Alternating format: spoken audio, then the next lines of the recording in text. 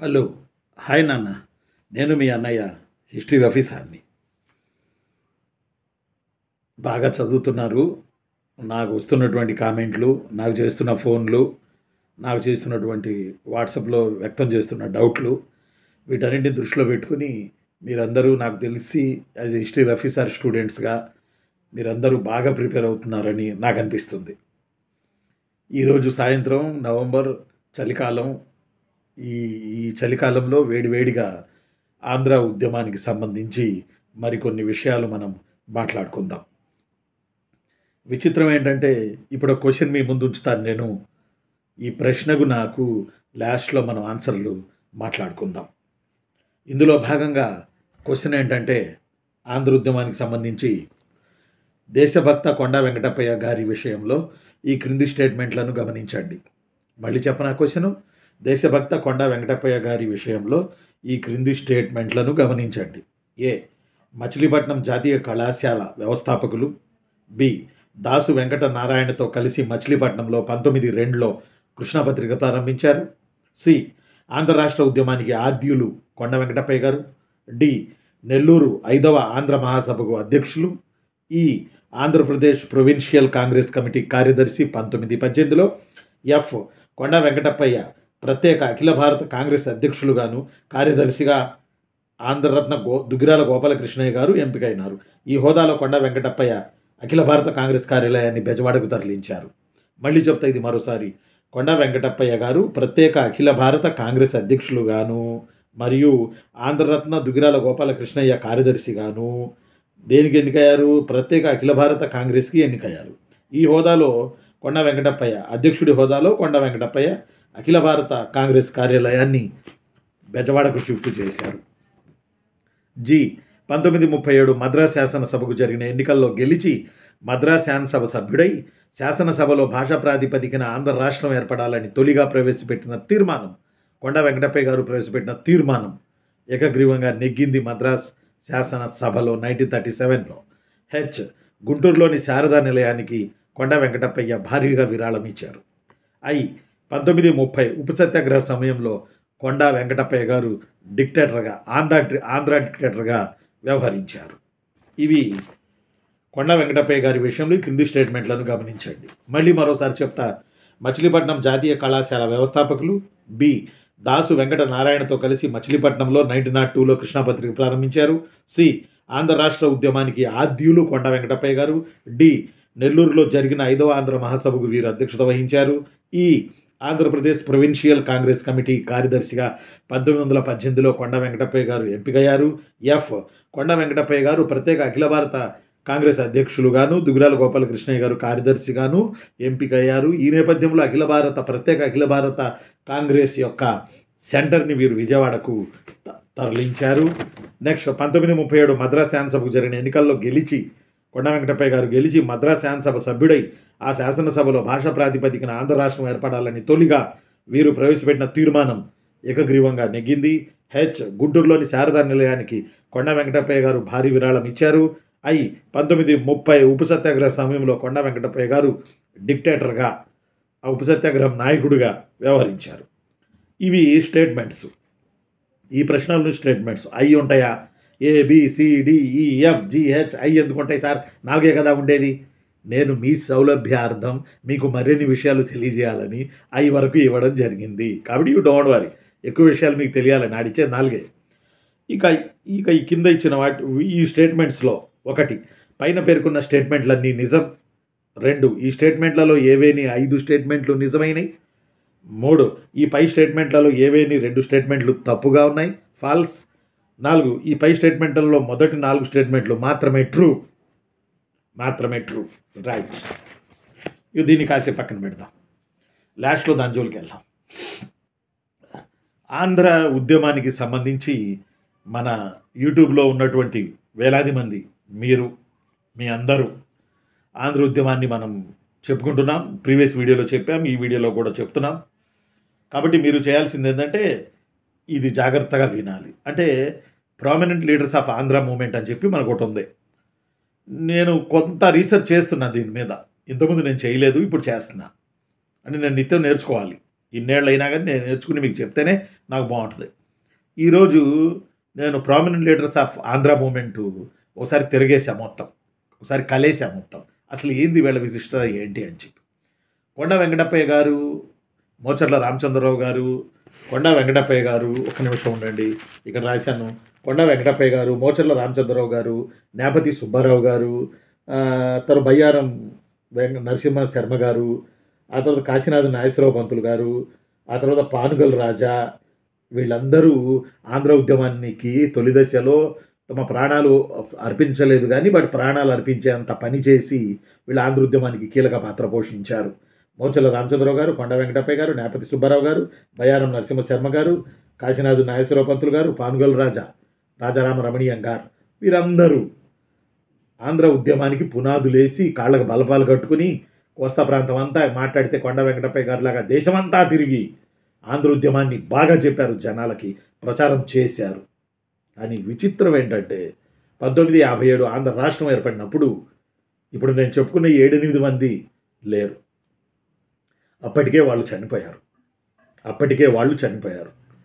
కానీ రేపటి రోజున ఆంధ్ర రాష్ట్రం ఏర్పడుతుంది అన్న ఒక పాయింట్తో మేము రేపు సస్తామో బతుకుతామో తర్వాత సంగతి, మా తర్వాత వచ్చిన మా తరాలు, మా బిడ్డలు, మా మనవాళ్ళు, మా వారసత్వం ఆంధ్రజాతి వీళ్ళందరూ హ్యాపీగా ఉంటారు ఒక రాష్ట్రాన్ని ఏర్పాటు చేసుకొని, ఒక రాజధాని ఏర్పాటు చేసుకుని అన్న కోణంలో వీరు చనిపోయారు. కానీ మూమెంట్ని మాత్రం తరతరాలకు వీళ్ళు అందించారు. ఫర్ ఎగ్జాంపుల్ మోచర్ల రామచంద్రరావు గారు 1936లో చనిపోయారు. కొండ వెంకటప్పయ్య గారు వచ్చి 1949లో చనిపోయారు. నేపతి సుబ్బారావు గారు 1941లో చనిపోయారు. బయ్యారం నరసింహ శర్మ 1932లో చనిపోయారు. కాశీనాథ నాగేశ్వరరావు పంతులు గారు 1938లో చనిపోయారు. పానుగల్ రాజా 1928లో చనిపోయారు. నిజానికి వీళ్ళందరూ 1953 ఆంధ్ర రాష్ట్రం ఏర్పడక ముందు చనిపోయారు. అంటే వాళ్ళ కాలాలు వచ్చినాయి, ఏజ్డ్ అయిపోయారు, వాళ్ళు చనిపోవడం జరిగింది. బాగా గుర్తుపెట్టుకోవాలి. కానీ వాళ్ళు ఏదో ఒక రోజు మేము చనిపోతాం, రాష్ట్రం ఎట్టయినా మనం బతుకున్నప్పుడు తీసుకురావాలి అని ఒక కాంక్షతో, ఒక త్యాగ నిరతితో వీళ్ళు పోరాటం చేశారు. కాబట్టి ఆ తర్వాత భోగరాజు కానీ, టంగుటూరి ప్రకాశం కానీ, కడపకోటి రెడ్డి కానీ, నీలం సంజీవ్ రెడ్డి కానీ వీళ్ళందరూ ఆ తర్వాత రాష్ట్రం వచ్చిన తర్వాత వీళ్ళందరూ మంచి మంచి పదవులు అలంకరించడం జరిగింది. కానీ ఇక్కడ విచిత్రం ఏంటంటే ఇక్కడ ఒక చిన్న డౌట్ వచ్చింది నాకు ఈరోజు. నేను ఇదంతా చదివేటప్పుడు, ఈరోజంతా ఇదే పనిలో ఉన్నాను నేను. యాక్చువల్లీ ఈరోజు కాలేజీకి వెళ్ళాయి. ఇదంతా చదివేటప్పుడు నాకు డౌట్ ఏమొచ్చిందంటే, అరే ఇంత పెద్ద హేమహేమీలు ఉన్నారు, టంగుటూరి ప్రకాశం పంతులు గారు శ్రీబాగ్ ఉడంబడికలో సంతకము పెట్టలే, టంగుటూరి ప్రకాశం పంతులు గారు ఆంధ్ర మహాసభకి సంబంధించి మొత్తం 25 దాకా జరిగాయి. ఈ ఆంధ్ర మహాసభల్లో ఎక్కడా కూడా టంగుటూరి ప్రకాశం పంతులు గారు అధ్యక్షత వహించినట్టు ఎక్కడా లేదు. ఏ ఆంధ్ర మహాసభకు కూడా వారు అధ్యక్షత వహించినట్టు లేదు.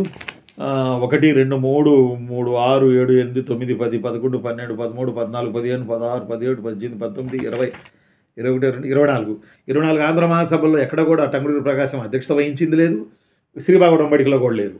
కానీ మరి ఆయన ఆంధ్ర రాష్ట్రం ఏర్పడగానే ఆయన ముఖ్యమంత్రి ఎలా అయిపోయారు అని అంటే, అప్పటికి ఆయన జాతీయ రాజకీయాల్లో విరివిగా పాల్గొంటూ ఉన్నారు టంగుటూరి ప్రకాశం పంతులు గారు. దట్టు ఈ మెయిన్ లీడర్స్ లేరు. మోచర్ల, కొండ, న్యాపతి, బయ్యారం, కాశీనాథుని ఇలాంటి వాళ్ళందరూ మెయిన్ నాయకులు లేరు, అప్పటికి చనిపోయారు. అందులో టంగుటూరి ప్రకాశం పంతులు గారు ఆంధ్ర రాష్ట్రానికి మొదటి ముఖ్యమంత్రి అయ్యారు. కమ్యూనిస్టుల సామ్యవాదుల సహకారంతో 1953లో మొదటి ముఖ్యమంత్రి అయ్యారు టంగుటూరి ప్రకాశం పంతులు గారు. కాబట్టి మీరు చదివేటప్పుడు ప్రామినెంట్ లీడర్స్ని చదవాలి.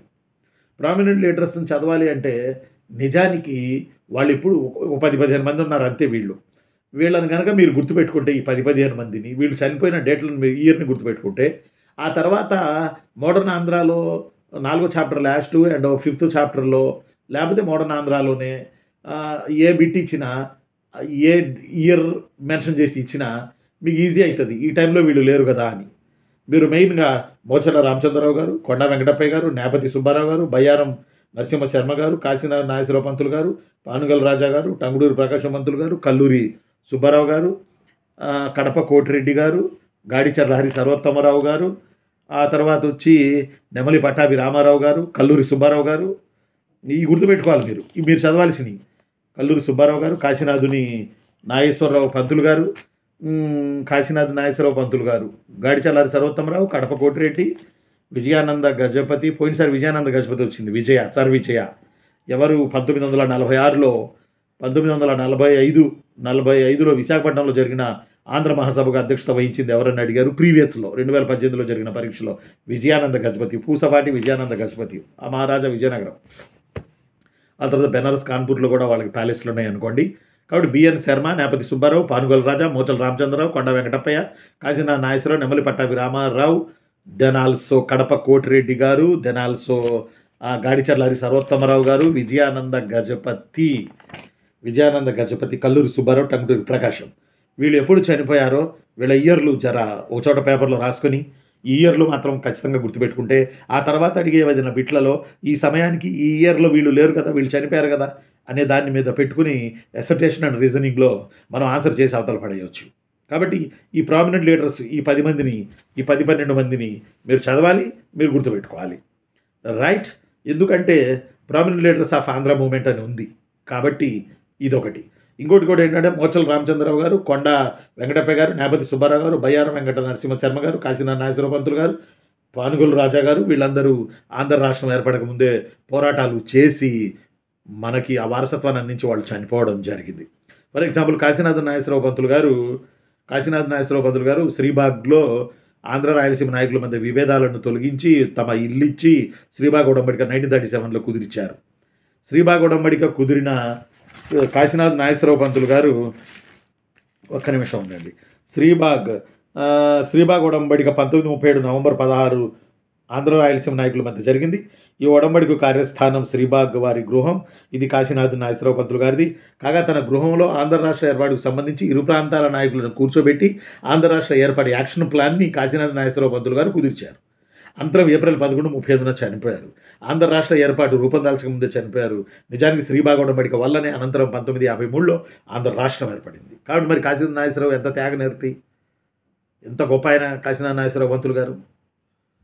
ఆయన శ్రీబాగ్ ఇల్లిచ్చి ఆంధ్ర రాయలసీమ నాయకుల మధ్య తగాదాలను కంట్రోల్ చేసి అందరూ ఎకట్టా చేసి యాక్షన్ ప్లాన్ను తయారు చేసి రేపటి రోజు బతుకుతామా సస్తామా అనేది కాదు ఇక్కడ. కానీ బతుకున్నప్పుడు ఏం చేశామా అన్నది మీకైనా నాకైనా మనకు ఆదర్శంగా నిలిచిన మహానుభావులకైనా ఓ దండం వేసుకోవాలి మనం, తప్పదు.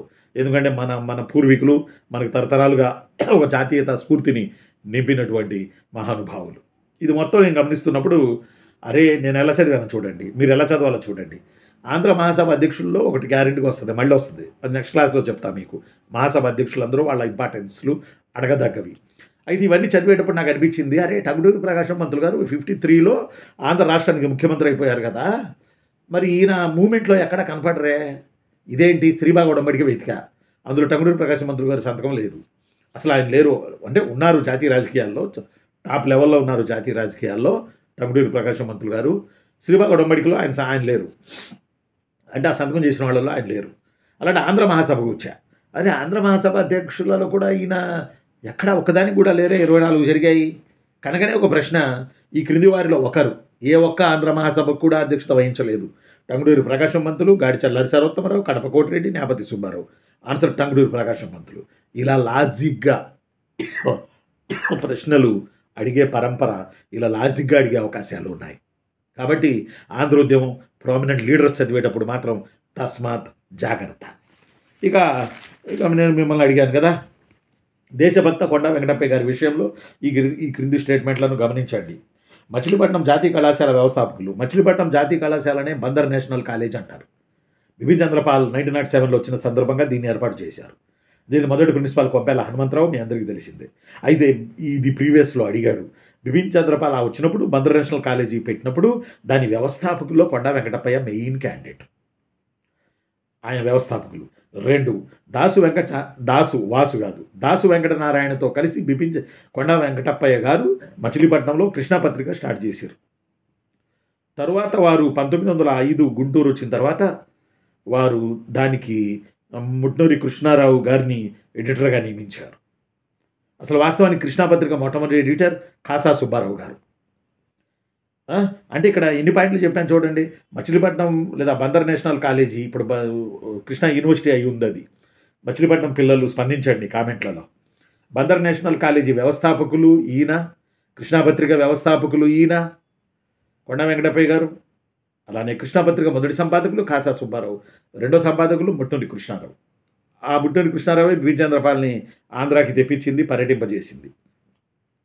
ఇక 3 ఆంధ్ర రాష్ట్ర ఉద్యమానికి ఆద్యులు కొండా వెంకటప్పయ్య. యెస్. ఎవరో పెట్టారు నాకు వాట్సాప్‌లో. సార్ కొండా వెంకటప్పయ్య అని ఉంది బుక్‌లో ఆంధ్ర రాష్ట్రానికి ఆద్యులు ఈ పోరాటానికి. అవును. ఆంధ్ర రాష్ట్రానికి ఆద్యులు ఉన్నవలక్ష్మి నారాయణతో కలిసి పోరాటం చేశారు. ఉన్నవలక్ష్మి నారాయణ, జొన్నవిత్తుల గురునాథం వీళ్ళిద్దరూ కలిసి ఆంధ్ర రాష్ట్ర మ్యాప్‌ని గీశారు దేశాభిమాని పత్రికలో మొట్టమొదటిగా. అలానే కొండా వెంకటప్పయ్య గారి సిఫార్సు మేరకే, సలహా మేరకే 1913 బాపట్లలో బిఎన్ శర్మ గారి అధ్యక్షతన తొలి ఆంధ్ర మహాసభ జరిగింది. తొలి ఆంధ్ర మహాసభకు సలహా ఇచ్చింది ఈ ప్లేసులో పెట్టండి కొండా వెంకటప్పయ్య గారి. దేశం మొత్తం కాళ్లకు బలపాలు కొట్టుకుని ఆంధ్ర రాష్ట్ర ఉద్యమానికి ప్రజాభిప్రాయాన్ని కూడగట్టిన మొదటి మానవుడు కొండా వెంకటప్పయ్య గారు. నెక్స్ట్ నెల్లూరు 5వ ఆంధ్ర మహాసభకు అధ్యక్షులు. అవును కదా, నెల్లూరు 5వ ఆంధ్ర మహాసభ జరిగితే దానికి కొండా వెంకటప్పయ్య గారు అధ్యక్షులు కూడా. 5వ ఆంధ్ర మహాసభకు కొండా వెంకటప్పయ్య గారు అధ్యక్షులు కూడా. ఇందులోనే వారు డిమాండ్ చేశారు, మాకు ప్రత్యేక పీసీసీ ఇవ్వండి, మద్రాస్ పీసీసీ వద్దు, మాకు సపరేట్గా ఆంధ్ర కాంగ్రెస్ కమిటీ ఇవ్వండి అని. దాన్నే ప్రొవిన్షియల్ కాంగ్రెస్ కమిటీ అంటారు. ఈయన పోరాటం వల్లే 1918లో జనవరిలో మొదటి పీసీసీ ఆంధ్రప్రదేశ్కి ఏర్పడింది, ప్రొవిన్షియల్ కాంగ్రెస్ కమిటీ. దీనికి అధ్యక్షులు నేపతి సుబ్బారావు గారు కాగా కార్యదర్శిగా మన కొండా వెంకటప్పయ్య గారు సెలెక్ట్ అయ్యారు. అలానే కొండా వెంకటప్పయ్య గారు ప్రత్యేక అఖిల భారత కాంగ్రెస్ కమిటీకి అధ్యక్షులు కూడా అయ్యారు. ఆ హోదాలో బెజవాడలో కార్యాలయాన్ని ఏర్పాటు చేశారు. అలానే కొండా వెంకటప్పయ్య గారు 1937లో మద్రాస్ శాసనసభకు ఎన్నికై 37లోనే మద్రాస్ శాసనసభలో భాషా ప్రయుక్త రాష్ట్రాల పేరిట ఆంధ్రానే కాదు, ఆంధ్ర, కేరళ, కర్ణాటక ఇలా ఇవన్నీ కలిసి ఉమ్మడి మద్రాసు రాష్ట్రంలో కలిసి ఉండేవి కొంత ప్రాంతాలు. కాబట్టి ఇవన్నీ వేరు చేసి భాషా ప్రాతిపదికన కర్ణాటక, కేరళ, ఆంధ్ర ఇచ్చేయండి అని 37లో మద్రాసు శాసనసభలో తీర్మానం ప్రవేశపెడితే కొండా వెంకటప్పయ్య గారు ఈ తీర్మానం ఏకగ్రీవంగా పాస్ అయింది. ఇలా పెట్టింది ఎవరు? కొండా వెంకటప్పయ్య గారు. ఎస్. అలానే కొండా వెంకటప్పయ్య గారు అసలు పుట్టింది పాత గుంటూరు టౌన్. వీరు తమ ఆస్తి మొత్తాన్ని విరాళాలుగా ఇచ్చేశారు కొండా వెంకటప్పయ్య గారు, దేశభక్త కొండా వెంకటప్పయ్య గారు. ఆ నేపథ్యంలో కొండా వెంకటప్పయ్య గారు గుంటూరు శారదా నిలయానికి తమ ఆస్తిని అమ్మి విరాళం ఇచ్చారు. అలానే గుంటూరు జిల్లా కావూరు అని ఉంది, చెరుగుపల్లి దగ్గర వినయాశ్రమం అని ఉంటుంది. ఆశ్రమాల ఏర్పాటు గాంధీ నుంచి వచ్చింది, ఆ కల్చర్ గాంధీజీ నుంచి. వినయాశ్రమాన్ని స్వామి సీతారాం స్థాపించారు. స్వామి సీతారాం లేదా గొల్లపూడి సీతారామ శాస్త్రి ఎవరైనా ఆంధ్ర రాష్ట్ర ఏర్పాటు కొరకు పొట్టి శ్రీరాములు మరణానికి ముందు, వారి త్యాగానికి ముందు 30 రోజుల పైబడి గుంటూరు టౌన్ హాల్లో ఆంధ్ర రాష్ట్ర ఉద్యమానికి ఆమరణ నిరాహారదీక్ష చేసిన వ్యక్తి స్వామి సీతారాం లేదా గొల్లపూడి సీతారామ శాస్త్రి. వినోబా భావే నిమ్మరసం ఇచ్చి లేపడంతో ఈయన దాన్ని విరమించారు. కానీ తర్వాత మళ్ళీ పొట్టి శ్రీరాములు గారి వంతు వచ్చింది, ఆయన ప్రాణమే చాలించారు ఒక జాతి కొరకు. ఎంతటి త్యాగం పొట్టి శ్రీరాములు గారిది. పొట్టి శ్రీరాములు ఒక కులానికో ఒక మతానికో చెందిన వ్యక్తి కాదు. ఈయన మావాడు అనేది కాదు. ఈయన ఆంధ్రాలో నివసించే ప్రతి ఒక్క వ్యక్తి యొక్క జాతి పిత పొట్టి శ్రీరాములు గారు. ఆయనని ఎక్కడో ఒక చోటికి దయచేసి పరిమితం చేయకండి, మీకు దండం పెడతా. ఆయన మరణం వల్లే ఆంధ్ర రాష్ట్రం ఏర్పాటు జరిగింది. ఆ మహానుభావుడు తృణప్రాయంగా తన ప్రాణాన్ని తెగించేశాడు పొట్టి శ్రీరాములు గారు. ఎంత చెప్పినా వారి త్యాగం చాలా తక్కువే మనం ఇప్పుడు చెప్పుకుంటుంది. ఆయనకు చేస్తుంది కూడా మనం తక్కువే. ఈ రోజుకి ఓ మాట చెప్పాలంటే, ఒక వ్యక్తి ఒక రాష్ట్రం కోసం ప్రాణాలు ఇవ్వడం అంటే ఆ పట్టుదల తీసుకుని మామూలు విషయం. అది ఎంత త్యాగమై ఉండాలి. ఆ మహానుభావుడికి ఎంతో ఎన్ని జన్మలెత్తిన మనం ఈ రాష్ట్రంలో పుట్టాం కాబట్టి పుణ్యం తీరదు ఓ మాట చెప్పాలంటే. అలానే స్వామి సీతారాం లేదా గొల్లపూడి సీతారామ శాస్త్రి. అలానే ఆ తర్వాత 1930 ఉప్పు సత్యాగ్రహ సమయంలో కొండా డిక్టేటర్గా వ్యవహరించారు. కొండా వెంకటప్పయ్య గారు ఉప్పు సత్యాగ్రహాన్ని ఇలా చేయండి, మీకు గుజరాత్ తర్వాత సముద్ర తీరం ఉంది కదా అని మహాత్మా గాంధీ సపరేట్ లెటర్ రాసి డిక్టేటర్గా నియమించారు కొండా వెంకటప్పయ్యని. అందువల్ల వారు కోస్తా తీరం వెంబడి ఉప్పు సత్యాగ్రహ ఉద్యమాన్ని దుమ్ము లేపారు కొండా వెంకటప్పయ్య గారు. మరి కాబట్టి ABCDEFIG ఐ వరకు చెప్పాము. వీటిల్లో ఈ ఐ స్టేట్మెంట్లలో ABCDEFGHI 9 స్టేట్మెంట్లలో పైన పేర్కొన్న స్టేట్మెంట్లన్నీ నిజం. ఈ స్టేట్మెంట్లలో ఏవేని 5 స్టేట్మెంట్లు నిజం. ఈ పై స్టేట్మెంట్లలో ఏవేని 2 స్టేట్మెంట్లు నిజం. ఈ పై స్టేట్మెంట్లలో మొదటి 4 స్టేట్మెంట్లు మాత్రమే నిజం. ఆన్సర్ వచ్చి పైన పేర్కొన్న స్టేట్మెంట్లు అన్నీ నిజం. కొండా వెంకటప్పయ్య గారి గురించి మనం చెప్పుకున్న స్టేట్మెంట్లు అన్నీ నిజం. ఆయనను గాంధీ ఉప్పు సత్యాగ్రహ టైంలో 1930లో కొండా వెంకటప్పయ్య గారిని డిక్టేటర్గా నియమించినప్పుడు వారు చాలా సంతోషపడ్డారంట. వారి గురించి ఎవరో ఒక ఫ్రీడమ్ ఫైటర్ రాస్తూ కొండా వెంకటప్పయ్య గారు ఆంధ్ర రాష్ట్రానికి ఎంత గొప్ప వ్యక్తో గాంధీ దగ్గర అంత చనువుగా అంత అనునయంగా ఉండేవారు. కొండ పెద్దదే కానీ అద్దం ముందు చిన్నదే కదా, కాబట్టి కొండ అద్దం ముందు చిన్నదే అని చెప్పి ఒక శీర్షిక పెట్టి రాశారట ఆ రోజుల్లో. అలాంటి త్యాగధనులు పుట్టిన పోరాడిన నేల మీద మనం ఉన్నాం ఈరోజు ఆంధ్ర రాష్ట్రంలో. ఎస్, నేను మీ అన్నయ్య హిస్టరీ రఫీ సార్ని. వీళ్ళు వెంబడి మరొక మహానుభావుడు గురించి మనం చెప్పుకుందాం. నేను చెబుతున్నా, నేను వీడియో చేస్తున్నాను అని అంటే మీరు చివరిగానో మొదటిగానో చేయాల్సింది మొదటి మాట లైక్ చేయండి. ప్లీజ్ లైక్ చేయండి. ఎందుకు ప్రతిసారి వేడుకుంటున్నానంటే మీ ఖర్చు లేని పని ఇది. చేస్తే ఓ పావలా వస్తుంది. ఆ పావలా వస్తే ఆ డబ్బులు మనం ఎవరో ఒక పేదవాళ్ళకి, ఏదో ఒక స్కూల్కి, ఒక పిల్లలకి మనం డొనేట్ చేద్దాం. ఎవరికి డొనేట్ చేస్తాను అన్నది మీకు త్వరలో నేను మీకు చెప్తాను. డొనేట్ చేసి ఆ ఫొటోస్ మీకు నేను పెడతాను. అండ్ మీరు చేయాల్సిన పెద్ద పని ఇంతే, ఒక లైక్ మాత్రమే చేయండి. ఇప్పుడు ఒక లైక్ చేయండి. మీరు లైక్ చేస్తారని అసలు ఈ పాఠం చెప్తున్నా. మీరు లైక్ చేయకపోతే నెక్స్ట్ నుంచి నేను వీడియోస్ ఖచ్చితంగా నేను వీడియోస్ మీరు ఇంతమంది చూస్తున్నారు, అంతమంది ఇట్లా అంటే ఏం పోయింది? ఎందుకని అలాగా? ఎంత ఇంపార్టెంట్ పాయింట్లు చెప్తున్నాను మీకు నేను.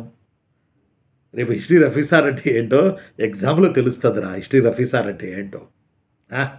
ఎస్, నేను మీ అన్నయ్య హిస్టరీ రఫీ సార్ని. లైక్ చేయండి, సబ్స్క్రైబ్ చేయండి, ఇవి చెప్పుకుంటా వెళ్దాం. అంటే నేను ఒక వీడియో చేస్తున్నానంటే అది చాలా ఇంపార్టెంట్ అని అర్థం. మీకు వస్తున్న పరీక్షల్లో, రాబోయే పరీక్షల్లో అది చాలా కీలకమని అర్థం. అందువల్లే దాన్ని పట్టుకుని నేను ఏలాడతా వీడియోలో. ఎస్, ఈరోజు కొండ వెంకటప్పయ్య గారి గురించి చెప్పాను. రేపు మరొకరి గురించి మనం చెప్పుకోవడానికి ప్రయత్నం చేద్దాం. మీ కొరకే, మీ వెన్నింటి ఉండే మీ అన్నయ్య history Rafi sir. Thank you.